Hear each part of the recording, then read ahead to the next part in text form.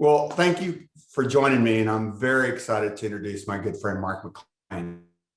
Mark is the CEO of CellPoint, which he co-founded in 2005 and took public in 2017. Mark, I guess we met during the WaveSet days, but really got to know each other and work together during CellPoint, which I can't believe that's now been 16 years. You and me both on that one. Mark has 35 years experience in tech, 20 years as a leader in identity management. Mark was able to grow CellPoint successfully by focusing on what he believes matters most, how your organization treats its people and creates useful products. Mark directs the overall vision and strategy at CellPoint. He's guided by his values. He ensures that the organization is filled with high-performing teams that are constantly collaborating in innovation and innovating in service of the customer experience. Mark spent his early career in sales and marketing at IBM and Hewlett-Packard. He co-founded WaveSet, eventually selling to Sun Microsystems in 2003. From there, Mark and his team have formed CellPoint, the market's dominant player in identity governance services. Mark holds true to a few core priorities for him and his team: innovation, integrity, impact, and individuals. Mark, thanks for being with us today. Thanks, Eugene. It's a real pleasure, and I'm excited about our conversation. Hope it's going to be helpful to the folks on the line whenever they're listening. Well, and I want to call people's attention to Mark's book, which was released by Forbes Books just last year. And we were just discussing this. I've known Mark for a long time. We've had a lot of conversations about culture. I consider Mark one of my culture mentors. And Mark, this was 6-7 years ago when we were, at lunch, I think, at Shay Z, talking about the creation of Culturati. And thank you for your mentorship and guidance there. What compelled you to write this book? It's not like you are already crazy busy. And I love the comments about you're talking to your board chair, Bill Bach, who, of course, is also my board chair. So why write the book? Yeah, it's a great question. Honestly, I was a little skeptical I could figure out how to get that done while still kind of actively running a company. And it turned out that the team had kind of a way of working with writers to help you kind of capture your thoughts. When we said, look, you want to think about a book, and Eugene, I said, look, if that means I have to have one really big idea and 3 supporting ideas and 4 sub-supporting ideas, there's my 12-chapter book. I'm screwed. I don't have that big idea. So I can talk about how to think about leadership and products and people, and effectively for the younger set, certainly if not the older set, this sort of is a collection of blogs. This book is sort of a set of topics that I find helpful and interesting, and I think it's kind of particularly applicable to folks in the early stages of a business, but it's pretty applicable to anybody leading a team, I hope. And I figured before I croak one of these days, I better get some of this stuff written down. So there you go. Well, and I'll call people's attention. It really is a manual and a how-to, and there's chapters on specific topics that are, they're practical and just practical advice. But speaking about practical advice, Mark, we've been in unprecedented times over this last year. Mm-hmm. We hope that we're finally emerging from one of the most challenging experiences many of us have lived through. We've all been working remotely. You and I have talked about this, but how has it reinforced or altered your views about the importance of culture? I think it's absolutely reinforced them, Eugene. There's an older phrase I think a lot of us have heard over the years about our personal journey, which is something like crisis doesn't build character, it reveals character. I think what we've seen in this pandemic environment is crisis doesn't so much build culture as reveal culture, right? Like if you had kind of a unhealthy culture before you went into the pandemic, it probably didn't get better. And if you had a healthy culture, it proved itself very strong, I think, as people rallied and stepped up. And we're very fortunate. That's how we look at the last year. We feel like our team had a set of values, had a way of thinking, had a way of treating each other, treating our customers and partners. And boy, they didn't miss a beat. They just stepped into this kind of crazy working from anywhere, working from home, environment. And it's really proven to undergird a lot of what's been actually a pretty strong performance here for us, which honestly, Eugene, stepping into this year, it's just about a year ago, right? March of 20 is when it hit really hard. if you had asked me going into this how things would go, I was a little nervous. I wasn't quite sure how things were going to play out. I'd love it when a millennial type young person in the company say, well, what do you think we should be doing? I'm like, I don't know. We've never seen anything like this, right? We're figuring this out as we go. So I think in some ways we relied on values and culture as we navigated a whole bunch of, to use the famous word, unprecedented situations. And I think it's just proven that when you've built a strong, healthy culture, and we'll probably go into what do we mean by culture, I think it's really proven to be quite a strong advantage during this time. So even with the stronger culture Cell Point had and has, what were some of the pain points that you had to address? Well, obviously,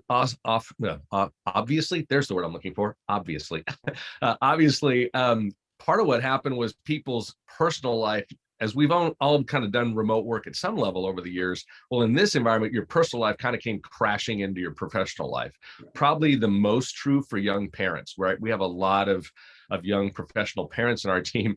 And I used to joke that, remember back, what is it, Eugene, 3-4 years ago, that famous CNN thing where the poor guy doing the interview, his kids come, I think it's in Hong Kong or something, right?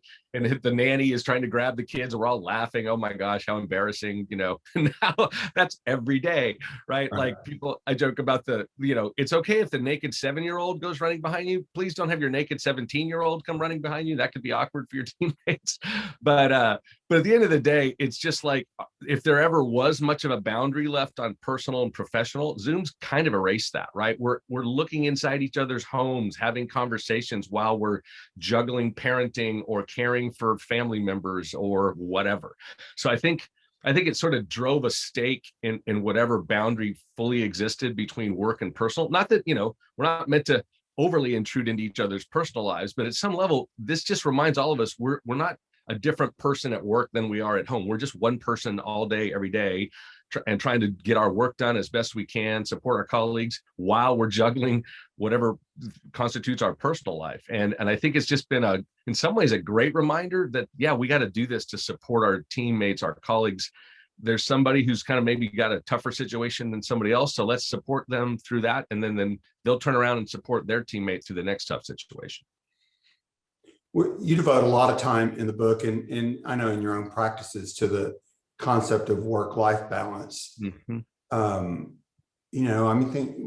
Part of the tenet of Culturati this year is mental health and well-being, and we're finding, excuse me, the lines between work and home so blurred that I find with my staff and volunteers in different initiatives, I have to make them turn off sometimes. And since I'm such an insomniac and I catch up on emails over the weekend, I've had to remind people, please don't feel compelled to respond to me over the weekend. I'll text you if there's an emergency. But right. What are you finding? What are you finding on the work-life balance front? I tell you, Eugene, I had written a chapter on that in the book, a couple chapters actually, and I'll give you the kind of the big takeaway that came out of some conversations with a buddy of mine who's a pastor, and we were talking about, sometimes people have a picture of their life that's a pie chart, right? A series of wedges, aspects of your life, your family, your health, your friends, your fitness, your spiritual life, whatever is kind of hobbies, activities, all these things that are kind of components of our life. And I think there's this sort of mythical balance, like someday I'm going to get it just right. Every health will be 17% of my pie, family 22.5%, work 17.9. It's like as if someday you're going to find the perfect balance and hold it.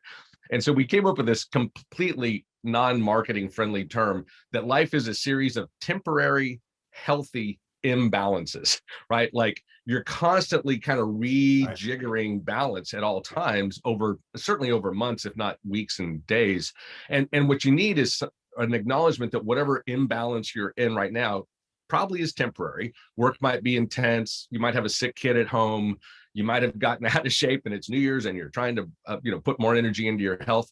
But while you're in some sort of imbalance, the trick is to try to remain healthy in that imbalance, right? Because when we get completely out of balance and stay there for a long time, and let's go back to work, that's one of the most common ways that happens, right? People get to a norm I just saw something in the press yesterday, the day before, Eugene, a bunch of first-year analysts at Goldman Sachs are suing Goldman Sachs because they're being treated in their minds abusively, 100+ hours a week of work. Well, that's way out of balance. And you might be able to do that for a little while. You can't sustain that for any significant period without massive damage to the rest of your life, your personal life, your health, something, right? I noticed you didn't cite, you cited a firm known for kind of churning through its people, but you didn't name them in the book. Yes, no, and to be fair, a lot of firms have challenges with kind of working their new people really hard and saying it's almost like the military boot camp mindset. I'm going to kick your butt for a while. And look, there is some level of when you're starting out, people expect you to kind of put in some time and learn the business, learn your job. I did it when I was young, but I also had to, right. Yeah. You can't do 100 hours a week for any sustained period of time and have a life. Right. And so back to your point, what's happened in the pandemic, the good news is it has reinforced the incredible flexibility. I love what you said. I've had that same issue of, oh, should I send a note on Saturday morning? Because I really don't expect somebody to answer me till Monday. And if they see it, are they going to feel compelled to answer me? So I'm like you, I'm giving people, hey, just because I send you a note, or especially an email, don't expect a response right away. Like you, text still is sort of the more urgent kind of mechanism. Slack somewhere in the middle these days. Some people use Slack like email. Some people use it more like a text, urgent. I haven't quite figured out where Slack fits. But all that to say, I think it's that sense of kind of, that's where it comes down to respect, letting people manage their life and say, you get to your work, what fits your personal schedule. But if it's really urgent, I'll let you know. And I might ping you a second time. Hey, I need you to look at that within the next hour or two because it is urgent. And then people respond to that, right? But it's that sense of letting people as professionals make their own choice. And one thing I'll say here, Eugene, I think that's we've discovered, but you said you had people starting to push themselves too hard. I think we've all seen a lot of that, right? Like, have you heard this? I love this, or love it, hate it, but it's true. People said, working from home has sort of turned into living at work, right? Like I'm at work all day, every day. Wait a minute, that's not good, right? And so we did something. I don't think it was original with us, but I've seen other companies do it. We did create a couple hours each Tuesday, Thursday as free to focus time, meaning kind of banished from meetings and stuff. So people knew a couple hours a week.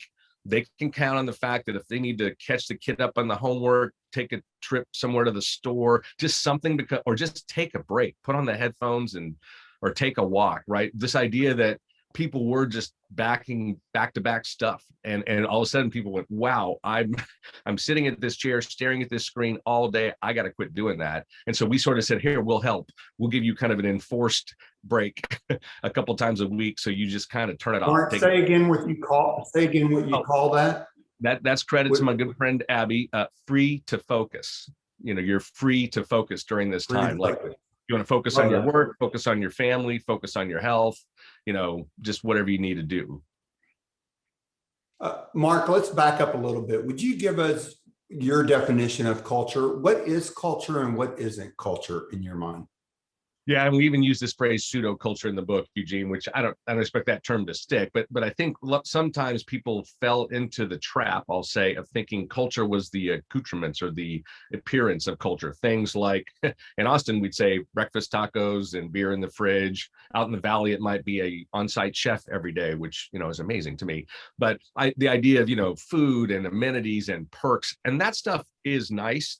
I'm not saying it's not nice. We do some of those things, but that's not culture. To me, culture is kind of how you get work done and how you treat each other. That's culture. And so part of how you get work done and how you treat each other might be we give you some fun perks and have team outings and serve in the community, a bunch of stuff that isn't quote work the way we normally define work. But most of what matters in culture is exactly how you do work, right? How you set expectations, how you manage performance, how you deliver on commitments to customers and partners and colleagues. That's culture. And so to me, culture starts with values. I had this chapter that definitely was a little bit controversial for some people in the book, because there's the idea of define your mission and then your vision of where you want to go and then your values. And I said, look, I actually think you start with values, because no offense, mission and vision can change. I think we love to act like people had these brilliant insights and forever that was their mission. I mean, so many great companies are so doing different things than they started.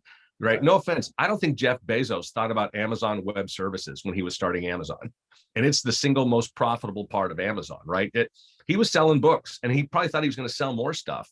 But did he imagine being the single largest provider of web infrastructure for corporations? I don't think so. I think that's giving him too much credit. He's a brilliant guy, but his mission of what the company was all about changed. I don't think his values did. And I think we started with, look, there's a set of core values. You mentioned our 4 I words. We like to say it's easy to remember theoretically because it's 4 I words. You know, we talk about innovation and how we build creative products for real problems. We talk about integrity, following through on our commitments. We talk about impact, measuring, rewarding results, not activity. And then kind of undergirding all that, we talk about individuals, which is just valuing people, all of our people. And I think those values, back to even navigating the pandemic, that's what held us together and focused.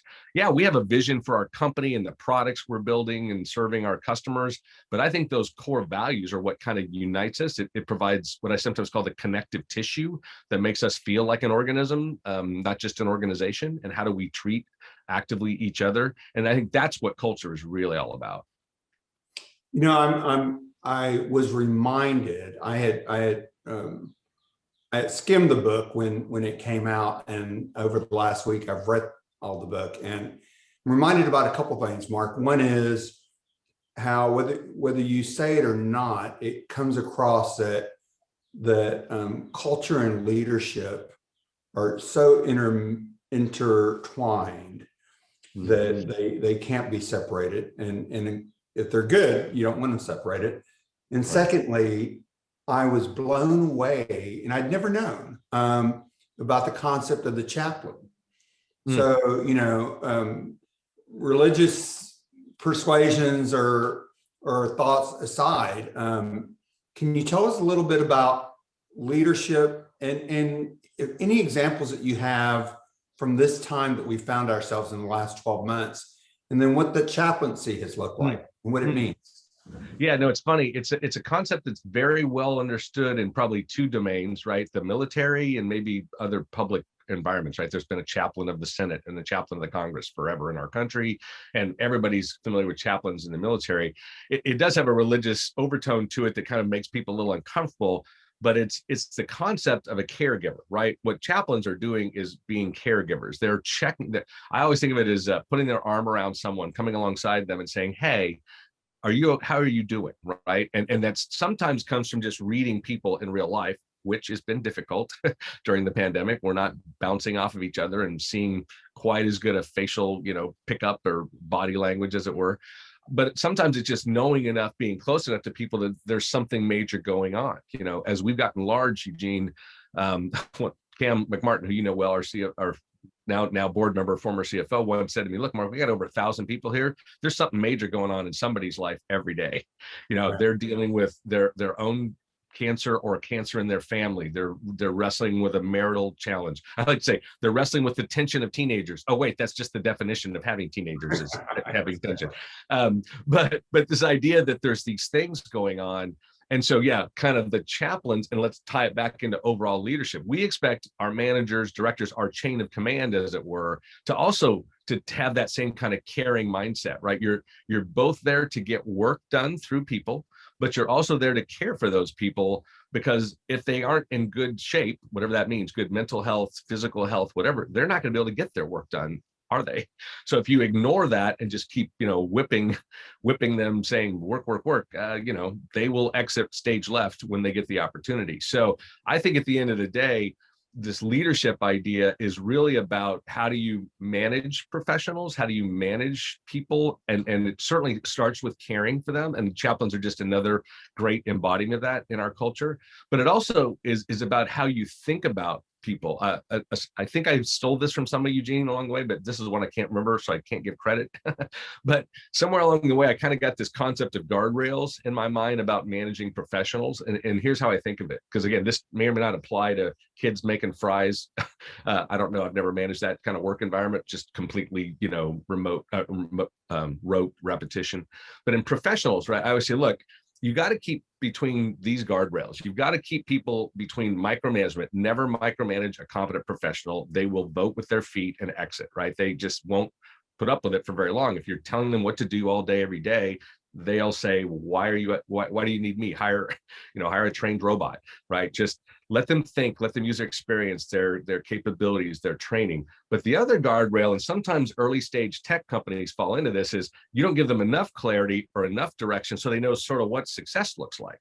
So the guardrails are give people enough direction, clarity of where you need them to go, kind of the objectives, the goals you're trying to get to, but enough freedom so that they can accomplish that in their own ways, using their own skills and knowledge and training. That's where people live in a place of job empowerment and job satisfaction. If they have interesting problems to work on, great teammates to work with, and they have enough freedom to kind of bring their skill and intelligence to that, I think that's what makes people feel great every day. And if they're cared for, right, as we started, if they're cared for and people know, there's the old, people don't care how much you know until they know how much you care, right? If they see the evidence that the leadership cares about them as people, they're going to bust their butt and do really great work. I really believe that. Another great line that I hadn't heard before. People don't care how much you know until they know how much you care. Fantastic. Yeah. Mark, but tell us, so the practicality, and you had chaplains even before the pandemic. Oh yeah, right. This especially resonates. So I've been talking to some other companies, one with 130,000 employees, and we've been talking about empowering frontline managers that we have because of the pandemic. All of a sudden, these frontline managers who are normally backed up by, huge corporate infrastructure that gets to observe people at the water cooler and in the workplace and is part of the conversation. Right now, we're relying on these frontline managers, some who are not especially seasoned as managers, to report back what we're hearing or what we need to address. So I love the concept that you've got outside individuals checking in with employees. Is this continuing during the pandemic? And if so, how does it work? Yeah, it's been tricky. We've had a transition in the firm we were using for chaplains. We're kind of revisiting that. In the meantime, I've had some of our employees who have kind of seasoned senior presence and have kind of that spiritual depth and emotional depth to understand that, hey, I'm picking up on something that maybe you're not in a great place today. And as you said, Eugene, the hardest thing has been figuring out how to do that in the context of being remote. I think all of us would acknowledge, you sometimes pick up on a teammate being a little out of kilter, just watching them, just watching how their head is down, or if they're kind of dragging when they're normally a little more pep in their step or whatever it is. It's harder. It's much harder to pick up on that. And I think some of it comes from intentionality, right? Just, we've all talked about that. I felt like I had to take all my 30-minute meetings and make them 45 because the first 15 is, how are you doing? How's things at home? How are your kids? Right? You sort of had to add this cushioning into meeting time because the healthy human thing to do is to check on people before you jump right to the topic. Now, with people you talk to all day, every day, you don't have to ask maybe every time, but I think it's a little bit of again, start with the caring thing. In the chaplaincy case, it has been challenging to do that remote. We have talked about how do we effectively do that without the walking around thing. Talked about one of the places I was early in my career was HP, Hewlett Packard, and some things weren't great there, frankly, but some things were pretty good. One of their brilliant thoughts, I think, goes way back to the founders, was management by walking around, right? A manager can't just sit at their desk and know what's happening in their team. They've got to get up and move around. How does that look in remote? It means everything from kind of popping in on Zoom meetings to kind of checking in on people unexpectedly, not just on the one-on-ones that are scheduled. Just that idea of kind of being present and visible. I've tried to up my communication quite a bit during the pandemic, more video recorded messages to my team, more interaction with sub management team members who I don't necessarily engage with as often, just so they feel like, hey, we're here for you. We're here to help. How can we help you get through this? But a lot of it really does have to be delegation to those leaders to say, you've got to be checking on your folks a lot and really making sure they're not just getting their work done, but they're navigating this difficult time. And it's been a heck of a 12 months, man. It's been a heck of a 12 months. Well, I think you've almost exhaustively answered my next question, which is, what was the reaction to the shift from work from anywhere? And did it bump up against or reinforce any of the components of culture? Any Well, remaining thoughts yeah, I on mean, that? there's undoubtedly it's made aspects of it hard, but in this, I've used the phrase silver lining a lot, the old, dark cloud, silver lining. There's a lot of silver linings in this thing if you're looking for them, right? I mean, it has we joked about the kids running behind the Zoom screen. It's almost forced people to go, oh, is that your kid? Is that your wife? There's always been this funny line. We got trained very carefully in interviewing not to probe about people's personal lives, so we weren't biased in some way. I think we've oversteered on that deal to where I'm just completely objective, about you as another worker, right? No, these are people. You work with them all day, every day. Pat Lencioni, who's one of the authors I like about culture, I know you know his work too. He once said, why do we feel the need to put the modifier work in front of friends when it comes to those friends? Like, these are my work friends. No, they're just your friends. You happen to work with them, but they're your friends. So it's natural to know about their lives, see how they're doing, find out about what's going on in the lives of their family members or kids without, again, inserting or probing more than is appropriate. But just sort of like, hey, you mentioned your kid was going to be graduating. How'd that go through the pandemic? There was a lot of those conversations, kids who are going through a transition in school, and how did they navigate it? So I think it did make it more difficult to get those ad hoc interactions that I think were part of the fabric of the culture. But the silver lining was, when you did engage with people, and we still are engaging with people primarily on Zoom, you are getting that window into their life that was harder in some ways at work. You're seeing their backdrop, whatever it is, or the kiddos running by, or the cats, and boy, we know each other's pets a lot more than we used to. That's a funny one, right? So I feel like I don't have a pet at home. I feel like I should have a stuffed animal near me just to fit in. But in some ways, it's just fun to kind of get to learn those things about what people's personal lives are about. Again, I think there's an inappropriate line. We still have to tell people don't step over and make someone uncomfortable, but just showing you care, showing you're concerned about them is totally appropriate. The nuances for you, gosh, and I have just made, I continue to fail at sometimes promoting someone really who's doing such a great job, because they're doing such a great job, and then putting them into management, asking them to supervise some other people. And I loved the question that you set, which is this someone who likes getting things done through other people? Mm-hmm. And the nuance on that leadership piece is, of course, if you get things done through other people, to do it effectively, you have to care about other people, and you have to know about other people. Really. So, yeah, no, that's a thing. Yeah, that's a thing we talk about a lot, Eugene. I feel like over the course of my career, I've heard so little about that, and it's something we talk about a lot. And the point you're on, that we kind of talk about in the book a little, is this idea that just because someone has done well in their job, it's not clear that the right move for them next is to manage people in that function. We see it as the most normal growth pattern in a lot of corporate settings, right? Well, you're a great salesman, you should be a sales manager. You're a great engineer, you should be an engineering manager. You're a great accountant, you should be an accounting manager.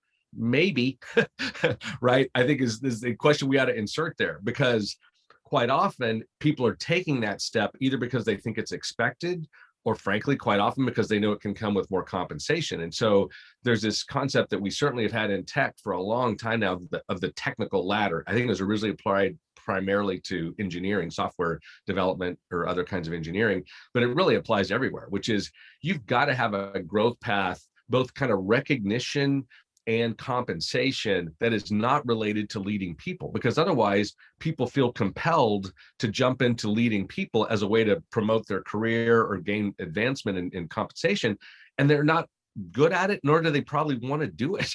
And so I think there is this idea that you want to find people who've got a demonstrated interest and capacity for leading through others.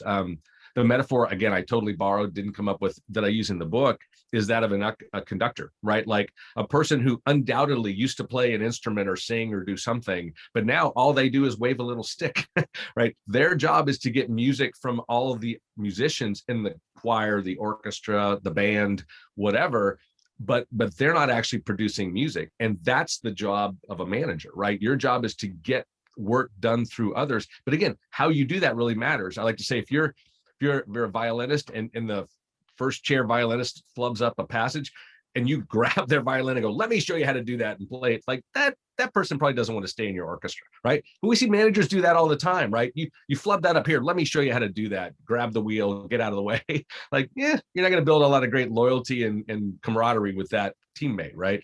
So as a conductor, you have to learn, I'm going to get comfortable that sometimes it won't be the quality of music I might have once played if I'm a really good musician, but I'm going to get way more music out of an orchestra of 100 than I ever could have produced by myself, right? And the other thing I insert here sometimes, Eugene, is parenting is a great tool here, right? Because like somewhere along the way, you had to let your kids start to do things knowing they will not do as well as you. But at some point, they got to start doing things so they learn, whether that's making the bed, mowing the yard, helping with the dishes, helping with the meal, something, right? They're going to have to learn, and you're going to have to let them do something at an inferior quality than you, but that's how they learn and grow. Same principle applies at work, right? So yeah, I think that idea of not forcing people into a management track just because they're good is a very, very missed thing in corporate America. I think we see people get bumped into leadership all the time, leadership as in management, and they just shouldn't be. They should keep playing the instrument to keep the metaphor going.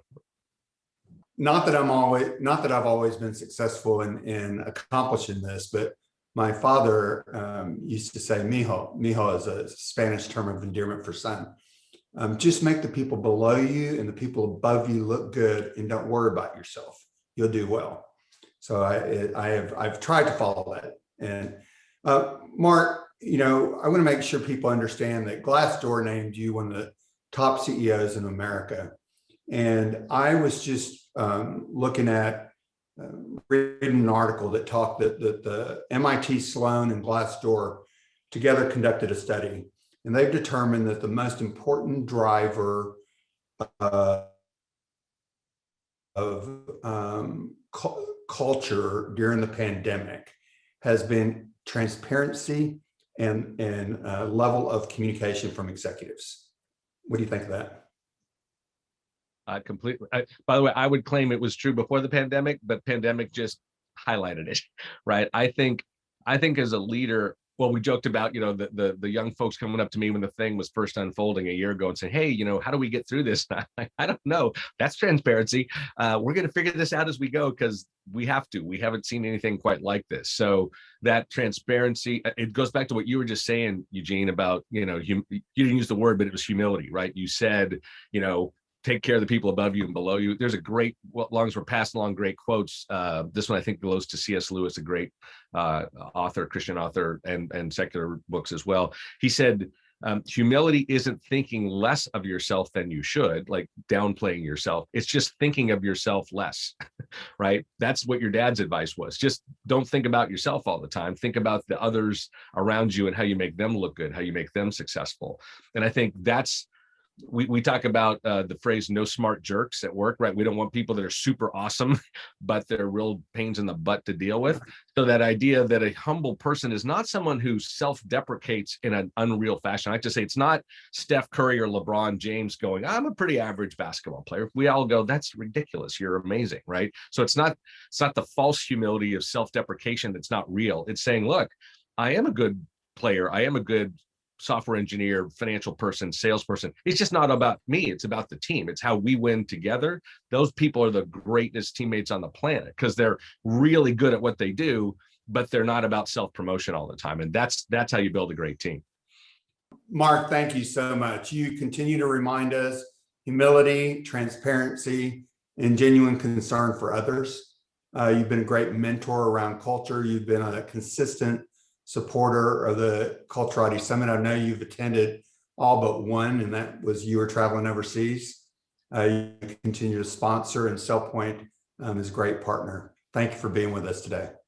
Thanks, Eugene. It was a real pleasure. I enjoyed the chat. I wish all these folks out there that are trying to figure out how to make their cultures healthy and build great businesses much success. It's not easy, but it's worth it. Cool.